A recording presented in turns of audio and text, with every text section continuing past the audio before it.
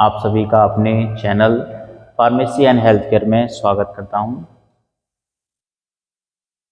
आज जो हम टॉपिक जान रहे हैं या जानने वाले हैं उसका नाम है स्कोप ऑफ फार्मेसी।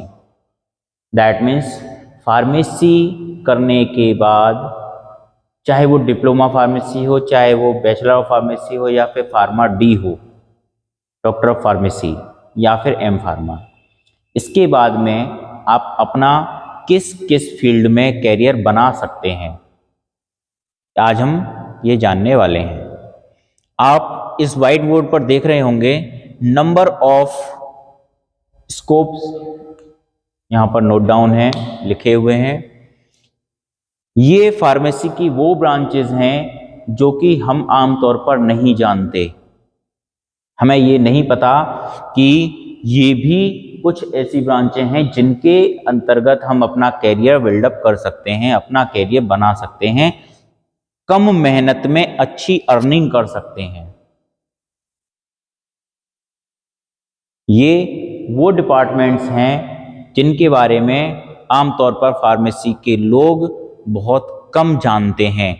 हम केवल ये जानते हैं कि फार्मेसी करने के बाद में हम केवल एक मेडिकल की दुकान खोल सकते हैं, केमिस्ट की दुकान खोल सकते हैं या फिर किसी हॉस्पिटल में एक दुकान की दवाई की दुकान पर काम कर सकते हैं। हम केवल इतना जानते हैं, लेकिन ये गलत है। हम ये जो डिपार्टमेंट्स यहाँ पर लिखे हुए हैं, इन सभी डिपार्टमेंट्स में हम काम कर सकते हैं और अच्छी इनकम, अच्छी सैलरी लेकर अपना कैरियर बना सकते हैं। Dear friends, scope of pharmacy, first of all जो हम सभी जानते हैं हॉस्पिटल फार्मेसी। हॉस्पिटल फार्मेसी एक बहुत बड़ी ब्रांच है। हॉस्पिटल फार्मेसी किसी भी हॉस्पिटल की, चाहे वो छोटा हो या बड़ा हो, उसकी एक नींव होती है, एक आधारशिला होती है। हॉस्पिटल फार्मेसी को बेसिकली देखा जाए तो नंबर ऑफ पार्ट्स में डिवाइड किया गया है। First of all OPD pharmacy, then IPD pharmacy, then OT pharmacy, then store pharmacy,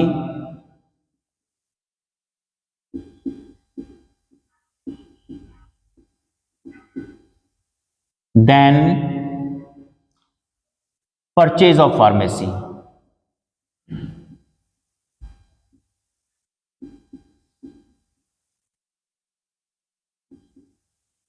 हम अभी तक केवल ये जानते थे कि ये केवल एक दवाई की दुकान है। नहीं, ये केवल एक दवाई की दुकान नहीं होती है। हॉस्पिटल के अंदर ये 3 तरीके की बेसिकली फार्मेसियां होती हैं। पहले OPD फार्मेसी, मतलब कि आउटडोर फार्मेसी, जो पेशेंट बाहर से आता है और किसी डॉक्टर को दिखाता है और डॉक्टर को दिखाने के बाद में जो दवाई लेता है उसको हम कहते हैं OPD pharmacy. Then IPD pharmacy. IPD pharmacy का मतलब होता है इंडोर फार्मेसी, जो कि हमारे हॉस्पिटल के अंदर जो पेशेंट एडमिट होते हैं वहाँ पर जो मेडिसिन्स यूज़ होती हैं, बेसिकली चाहे वो इंजेक्शंस हों, चाहे वो टैबलेट्स हों या फिर कोई सर्जिकल आइटम हो, कुछ भी हो, वो सारी की सारी इंडोर फार्मेसी से पेशेंट तक प्रोवाइड कराई जाती हैं। देन एक फार्मेसी और भी होती है OT, ऑपरेशन थिएटर फार्मेसी। ये वो फार्मेसी होती है जहां पर ऑपरेशन थिएटर में यूज की जाने वाली जितनी भी मेडिसिन होंगी या फिर उससे संबंधित जो इक्विपमेंट्स होंगे या फिर उससे संबंधित जो सर्जिकल आइटम होंगे, वो सारे के सारे ऑपरेशन थिएटर फार्मेसी के अंदर पाए जाएंगे। हॉस्पिटल ऑपरेशन थिएटर फार्मेसी में वो अवेलेबल होते हैं। Doctors as per patient requirement वो ऑपरेशन थिएटर फार्मेसी से लेते हैं और पेशेंट को यूज करते हैं और उसके बाद में उसका बिल चार्ज करवा देते हैं। देन हमारी जो फोर्थ फार्मेसी है, जिसके बारे में हम लोग ज़्यादातर नहीं जानते हैं, वो होती है स्टोर फार्मेसी। स्टोर फार्मेसी वो फार्मेसी होती है जहां पर इन तीनों फार्मेसियों को सप्लाई दी जाती है। एक ये हमारा वेयर हाउस होता है एक स्टोरेज होता है जहाँ पर हर तरीके की दवाइयाँ आपको अवेलेबल हो सकती हैं। ना केवल दवाइयाँ बल्कि सर्जिकल आइटम्स भी यहाँ पर अवेलेबल होते हैं। इन केस अगर हमें किसी चीज की रिक्वायरमेंट होती है तो हम इन तीनों में से किसी को भी, तो वो डिमांड करता है यहाँ से, स्टोर ऑफ फार्मेसी से। इन केस मान के चलिए कि इसके पास में अगर कोई मेडिसिन अवेलेबल नहीं है या फिर कोई नई मेडिसिन है जो कि हमें रिक्वायरमेंट है, जो कि पेशेंट को प्रोवाइड करानी है, तो ओपीडी फार्मेसी का जो बंदा होगा या आईपीडी फार्मेसी का होगा या ओटी फार्मेसी का जो बंदा होगा वो स्टोर फार्मेसी को इन्फॉर्म करेगा, और स्टोर फार्मेसी का जो व्यक्ति होगा जो वहां पर कार्य कर रहा है, जो वहां पर इंचार्ज है, वो इन्फॉर्म करेगा परचेज ऑफ फार्मेसी को, परचेज ऑफ फार्मेसी को। कोई अगर दवाई खरीदनी है तो वो बिना परचेज ऑफ फार्मेसी के नहीं खरीदी जा सकती। अगर कोई भी मेडिसिन हो या कोई इंस्ट्रूमेंट हो या कोई सर्जिकल आइटम है, वो अगर परचेज करना है तो वो परचेज ऑफ फार्मेसी से ही परचेज किया जाएगा। ये हमारी 5 तरीके की फार्मेसियां होती हैं जिसके अंदर हम कार्य कर सकते हैं। नंबर ऑफ एम्प्लॉय इनके अंदर वर्क कर रहे होते हैं 1 से लेकर 5, 10, 15, 20 तक। जितनी बड़ी फार्मेसी, जितना बड़ा हॉस्पिटल, उतने ही employ. Same as it is IPD pharmacy, जितनी बड़ी बेड ऑफ हॉस्पिटल उतना ही बड़ा फार्मेसी स्टोर, उतने ही एम्प्लॉय, उतने ही ज्यादा एम्प्लॉय हो सकते हैं। ओटी फार्मेसी में बेसिकली 4 से 5 स्टाफ वर्क कर सकते हैं, और 2 डे के, 2 नाइट के, और 1 रिलीविंग स्टाफ जो रिलीव करने वाला होगा basically. Then store of pharmacy. Store of pharmacy एक बहुत बड़ा एरिया होता है जिसके अंदर बहुत सारी मेडिसिन होती हैं। इशू करना,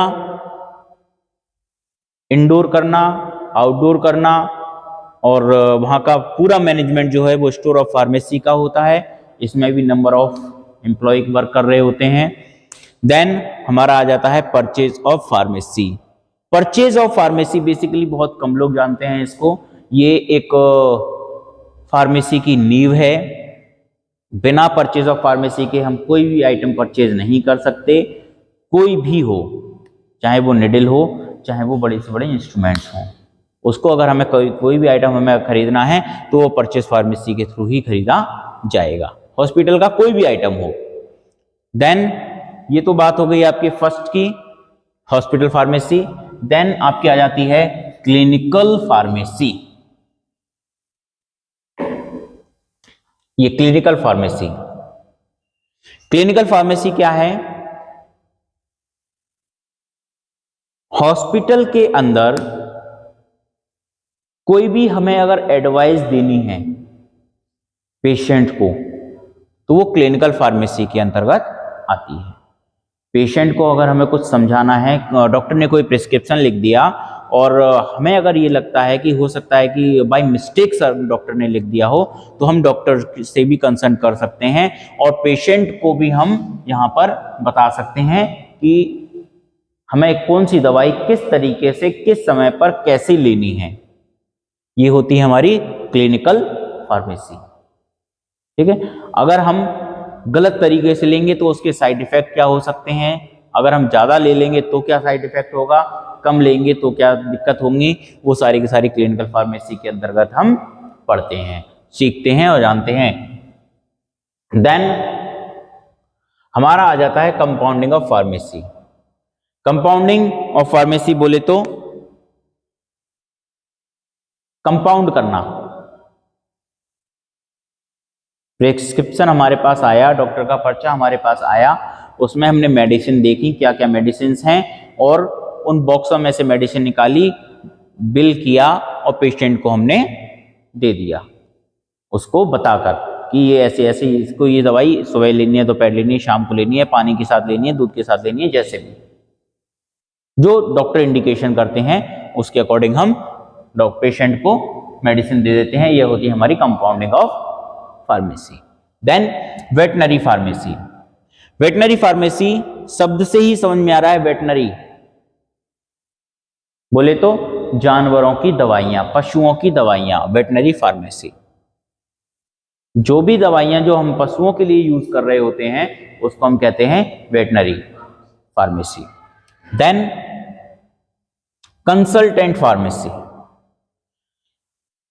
कंसल्टेंट फार्मेसी का मतलब होता है कोई पेशेंट हमारे पास आया, हमसे वो कोई जानकारी लेना चाहता है कि सर हमें ये परेशानी है, हमें क्या करना चाहिए, तो आप उस पेशेंट को उसकी बीमारी से संबंधित डॉक्टर के पास तक पहुंचाएंगे और उसको उसकी सारी समस्याएं बताएंगे या फिर उसकी समस्या सुनकर उसको गाइडेंस देंगे। कि अगर मान के चलिए पेशेंट ने ये कहा कि सर हमारे पेट में दर्द है, तो आप क्या करेंगे, उसको सजेस्ट करेंगे कि आप गैस्ट्रो के डॉक्टर को दिखाएं या आप जनरल फिजिशियन को दिखा लें। एक गाइडेंस आप उसको देंगे तो वो क्या कहलाती है, consultant pharmacy.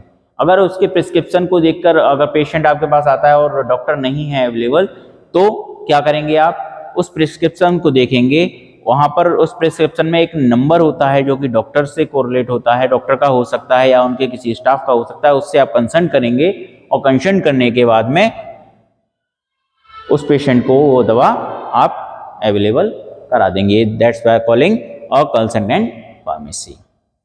Then nuclear pharmacy. Nuclear pharmacy से आप समझ सकते हैं कि न्यूक्लियर मतलब जो रेडिएशंस के थ्रू हो, जैसे कि मान के चलिए कि हमने रेडियोथेरेपी वगैरह हम कराते हैं ऑन्कोलॉजी के लिए, कैंसर्स के लिए, है ना, तो वो किसके अंतर्गत आती हैं, न्यूक्लियर फार्मेसी के अंतर्गत आती हैं।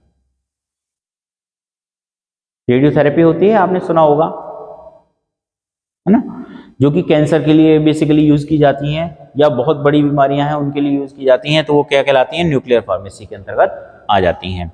Then production and manufacturing. हमारी जो दवाइयां बनती हैं, हम जो दवाइयां खाते हैं, हम जो दवाइयां लेते हैं, वहां वो कहीं ना कहीं तो बनती होंगी, उनको हम कहते हैं production and manufacturing. Production and manufacturing, जिस यूनिट में वो दवाई बन रही है, जहां पर वो दवाई बन रही है, उस प्लांट को कहेंगे प्रोडक्शन प्लांट, और जो वहां पर जिस प्रोसीजर के थ्रू वो बनाई जा रही है उसको कहेंगे हम मैन्युफैक्चरिंग। ठीक है, ये समझ में आया। इसके बेटा लॉट ऑफ डिपार्टमेंट्स होते हैं, जैसे कि analysis department, quality assurance department, quality control department, research and development department, R&D के नाम से इसको जाना जाता है, research and development department. Then manufacturing,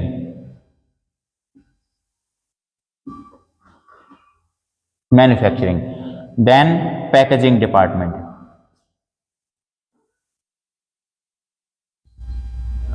packaging department, then dispatch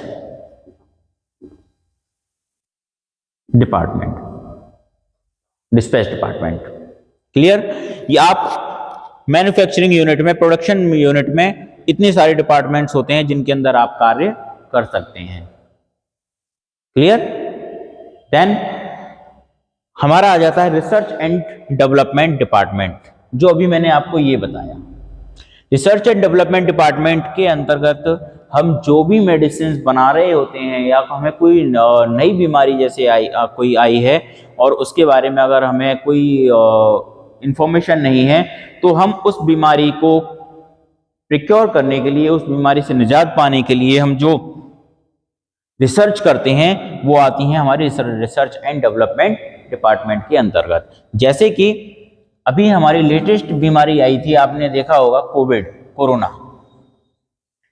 उसके बारे में दुनिया में किसी को कुछ भी नहीं पता था, तो ये रिसर्च एंड डेवलपमेंट डिपार्टमेंट जो था, इसने उसके बारे में जानकारी हासिल की, उसके पैरामीटर्स देखे, उसमें कौन सी दवाई किस तरीके से कार्य कर सकती है, उसको जानने के बाद में इस रिसर्च एंड डेवलपमेंट डिपार्टमेंट ने उसकी नई दवा, जो वैक्सीन जो आई हमारी कोविड वैक्सीन जो बनी, उसको डेवलप किया। उससे पहले उसको प्रिक्योर करने के लिए, भाई वैक्सीन बनने में तो टाइम लगता है ना, तो उस बैक्टीरिया या वायरस का इफेक्ट को कम करने के लिए जो हमारे ट्रेड में ऑलरेडी जो दवाइयां चल रही हैं उनको देने का प्रयास किया कि कौन सी दवा से ये इसका रिएक्शन जो है, इसका इफेक्ट जो है वो कम हो सकता है। वो किसने किया? रिसर्च एंड डेवलपमेंट डिपार्टमेंट ने किया। क्लियर? देन हमारा आ जाता है एनालिसिस एंड टेस्टिंग डिपार्टमेंट। हम जब कोई भी मेडिसिन मैन्युफैक्चरिंग प्लांट के अंदर बना रहे होते हैं तो उसकी एनालिसिस होती है कि हमने जितनी मात्रा में वो लिया है वो प्रॉपर है कि नहीं। उसकी टेस्टिंग होती है कि हमने जो प्रोडक्ट बनाया है वो सही है या नहीं, कहीं इसका कोई साइड इफेक्ट तो नहीं होगा। साइड इफेक्ट्स को कम करने के लिए और प्रॉपर प्रोसीजर करने के लिए, मतलब प्रॉपर उस दवा का इफेक्ट पाने के लिए हम एनालिसिस एंड टेस्टिंग डिपार्टमेंट का सहारा लेते हैं। Clear? Then pharma sales and marketing. Pharma sales and marketing का मतलब है, आपने देखा होगा कुछ लोग दवाइयों की कंपनियों के कुछ जो एम्प्लॉय होते हैं अपने बैग को टंगाते हैं और डॉक्टरों के पास जा जाकर दवाइयों के बारे में बताते हैं। उसको हम कहते हैं बेसिकली आम जन भाषा में कहते हैं एमआर, मेडिकल रिप्रेजेंटेटिव। उनका काम केवल दवाइयों को बेचना नहीं होता, उनका काम ये भी होता है कि अगर किसी दवा का कोई और दूसरा भी इफेक्ट अगर आ रहा है अगर उनकी, तो उसको अदर डॉक्टर्स को भी बताएं। मतलब एक पर्टिकुलर मेडिसिन का जो इफेक्ट है वो डॉक्टर्स तक पहुंचाना, वो कार्य किसका होता है? मेडिकल रिप्रेजेंटेटिव का, pharma sales and marketing department का होता है। ठीक है, इसको हम दूसरे भाषा में यूं भी कह सकते हैं, ये फार्माकोविजिलेंस के अंतर्गत भी आता है।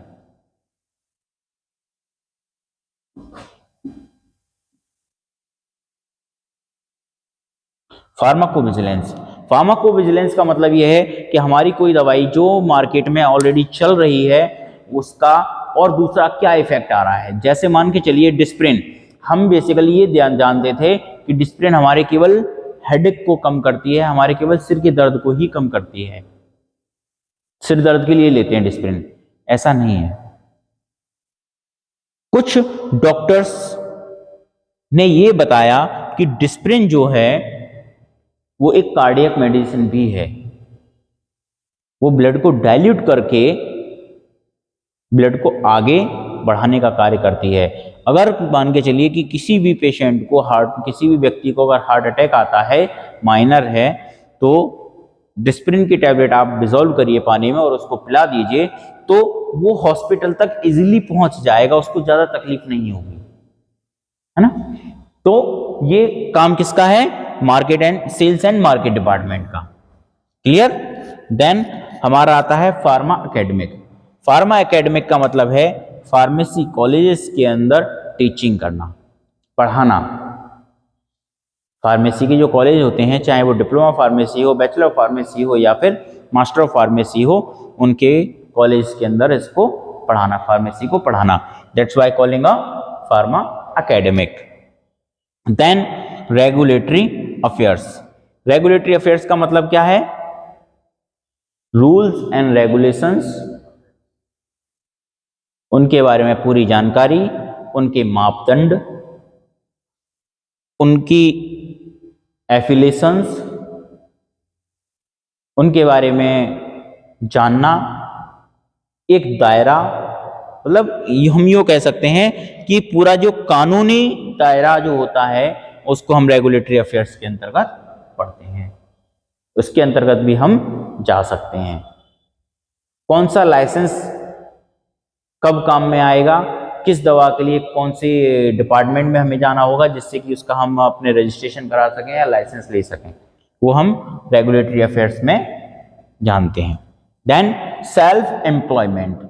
सेल्फ एम्प्लॉयमेंट मतलब अपना स्वयं का मेडिकल स्टोर खोलना, अपना स्वयं का फार्मा क्लिनिक ओपन करना, जिसके अंतर्गत आप अपना जीवन आसानी से चला सकते हैं। ओके, मैं उम्मीद करता हूं कि जो मैंने आपको आज स्कोप ऑफ फार्मेसी बताया है वो आप